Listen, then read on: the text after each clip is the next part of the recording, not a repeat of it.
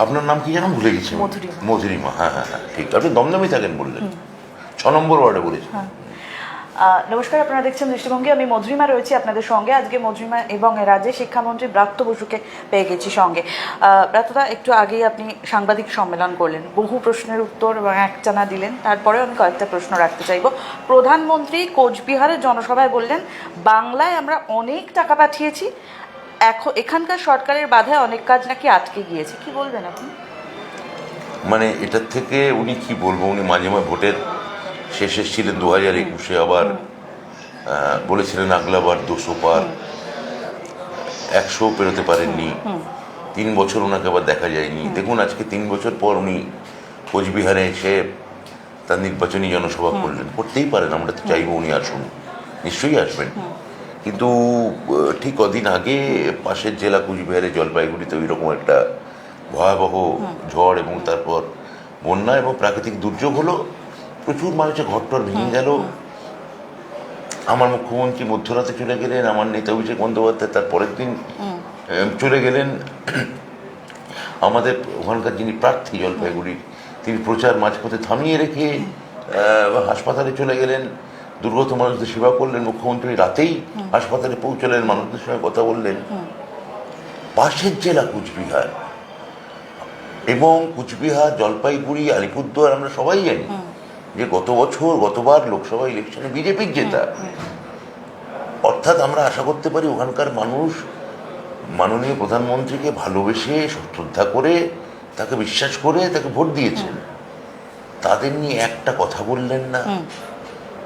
ওই হাসপাতালে যাওয়া দূরস্থান, বা ওইখানে কুচবিহারের সভা, আধ ঘন্টা 40 মিনিট 1 ঘন্টার মধ্যে ওই ঘটনা ঘটছে, কিছু মানুষকে ডেকে পাঠানো, যদি নাও যেতে পারে, যদি সেই সময় নাও থাকে, তাদের সঙ্গে একটু কথা বলবা, মুখে একটু মৌখিক দুঃখ প্রকাশ করা, শোক জানানো, সমবেদনা জানানো, সেইটা অবধি জানালেন না। মানে উত্তরবঙ্গ সম্পর্কে আসলে ওনার এতটাই নিষ্ঠুরতা, এতটাই নিরাসক্তি, এতটাই নির্লিপ্ত ভেতরে ভেতরে যে কিছু যায় আসে না। ঝড় হলো, উত্তরবঙ্গের মানুষ বাঁচলো না মরলো, ওনার কিচ্ছু যায় আসে না।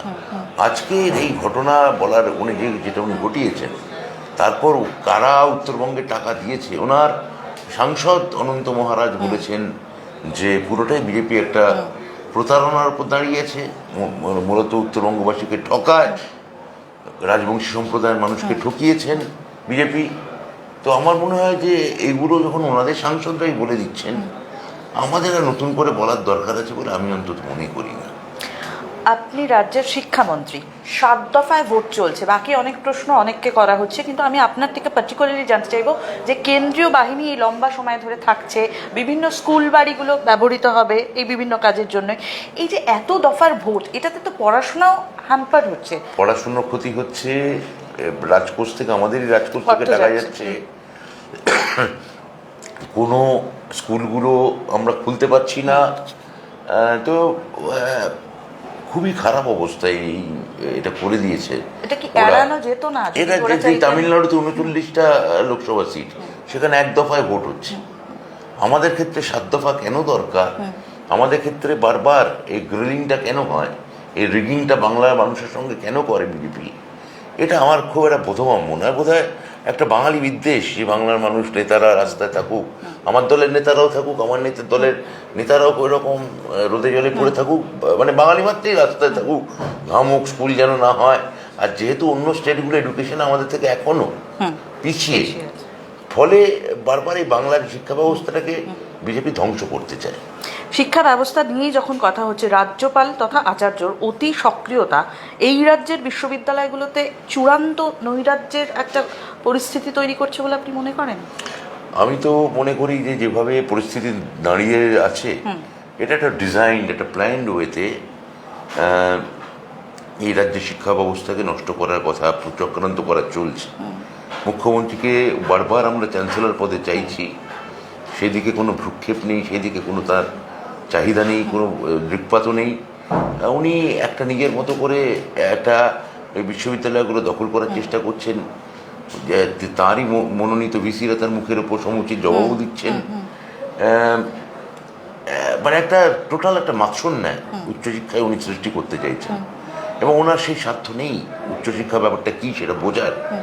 ফলে যে বিপর্যয় হতে পারে সেটা হচ্ছে, আমরা মহামান্য সুপ্রিম কোর্টের দিকে তাকিয়ে আছি, সামনে কেস ওঠার কথা, আশা করছি আমরা সুবিচার পাবো।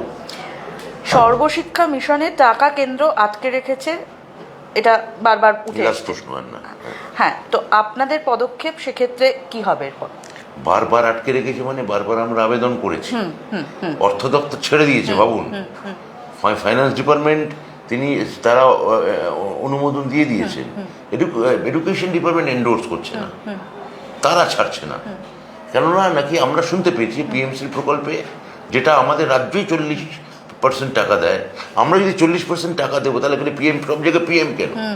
আমরা তো বলতে পারি সিএমসি হবে না কেন, বা সিএমসি হবে না, একসঙ্গে নাম থাকবে না কেন? ফেডারেল স্ট্রাকচারে তো আমি কেন?